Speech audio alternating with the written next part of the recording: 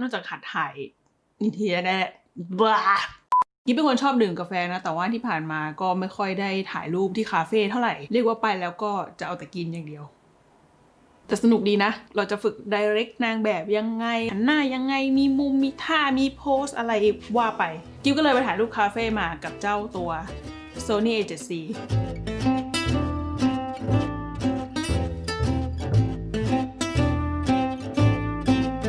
จริงแล้วการไปคาเฟ่เนี่ยเรามีโอกาสเรียนรู้การถ่ายภาพตั้ง3 หมวดหมู่เนี่ยอินทีเรียอาหารหรือเครื่องดื่มหรือเราจะไปหัดถ่ายพอร์เทรตที่คาเฟ่ก็ได้เหมือนกันพูดถึงเรื่องถ่ายอินทีเรียกันก่อนเรื่องถ่ายอินทีเรียเนี่ยมันจะมีอยู่ประมาณ 2-3 เรื่องหลักๆอย่างแรกคือเรื่องเส้นตรงทั้งหลายเวลาถ่ายอินทีเรียเนี่ยมันจะมีเส้นตรงอยู่มากมายอันนี้น่าจะเป็นข้อผิดพลาดที่กิ๊บเห็นบ่อยที่สุดแล้วถ้ากิ๊บเห็นภาพของใครที่เส้นตีบตรงไม่มีเบี้ยวเนี่ยรู้เลยว่าคนนั้นอะถ่ายรูปเป็นแต่ว่ามันเป็นสิ่งที่แก้ได้ค่ะเราสามารถแก้ได้ใน Photoshop หรือถ้าใครแต่งรูปบนแอปมือถือเช่น Visco ก็จะมีฟังก์ชันที่ทำให้เราสามารถแก้ Perspective เหล่านี้ได้ด้วย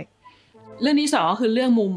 ภาพสิ่งต่างๆที่เราเห็นเนี่ยมันเป็นภาพ perspective อันนี้เรียกว่า bird eye view หรือว่ามุมมองของนกอันนี้เรียก worm eye view หรือว่ามุมมองของหนอนส่วนอันเนี้ย human eye view หรือว่ามุมมองมนุษย์เวลาเราถ่ายอินทีเรียโดยทั่วไปเนี่ยมุมมองมนุษย์จะเป็นอะไรที่เบสิกที่สุดหรือการให้เส้นขอบฟ้ามันอยู่ตรงกลางถ้าเราถ่ายจากมุมมองของเราเนี่ยมันมักจะออกมาเป็นมุมกดหน่อยๆเราอาจจะต้องถ่ายในมุมที่ต่ำลงเช่นถ่ายที่ระดับเอวซึ่งเดี๋ยวนี้ก็ง่ายขึ้นแล้วเพราะว่าจอ A7C เนี่ยมันพับได้หรือใครจะเป็นสายย่อแบบกิฟก็ได้เหมือนกันอีกเรื่องก็คือเรื่องรูรับแสงบางคนอาจจะเป็นเหมือนกิฟนะคือถ้าเรามีกล้องที่รูรับแสงกว้างๆ f น้อยๆ 1.8 1.4 อะไรเงี้ยกิฟจะชอบคาโหมดนั้นทิ้งไว้กิฟชอบความแบบเบลออะไรเงี้ยคือถ้าใครจะถ่ายอินทีเรียแบบจริงจังเนี่ยถ้าให้ดีคือภาพทั้งภาพมันต้องชัดถูกไหมต้องใช้รูรับแสงแคบจริงๆก็เราไปปรับเล่นกันดูได้นะเพราะว่าบางคนอาจจะชอบสไตล์ที่ภาพมันชัดตื้นก็แบบใช้กันดูได้นอกจากหัดถ่ายอินทีเรียได้แล้วเนี่ยเราไปหัดถ่ายอาหารหรือว่าหัดถ่ายโปรดักต์อะไรต่างๆในคาเฟ่ก็พอได้อยู่นะ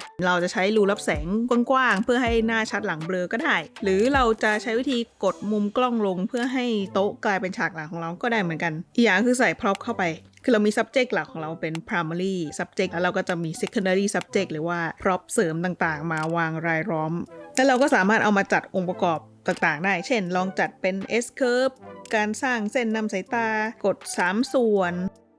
อย่างสุดท้ายเราจะไปถ่ายพอร์เทรตธรรมดาก็ได้กิ๊บก็ไปเที่ยวคาเฟ่กับเพื่อนๆมารู้สึกเหมือนได้ย้อนวัยมากเพราะจริงๆก็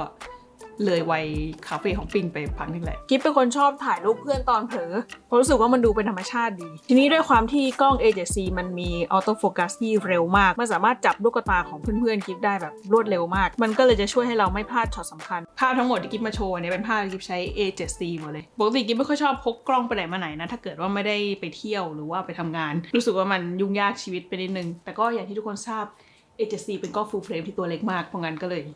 สบายอยากจะหิ้วไปไหนก็ไปช่วงนี้งานเยอะนิดนึงก็เลยอาจจะมาทำคลิปได้ไม่บ่อยแต่คิดถึงทุกคนวันนี้มีเรื่องมาแชร์เท่านี้ค่ะไว้เจอกันคลิปหน้า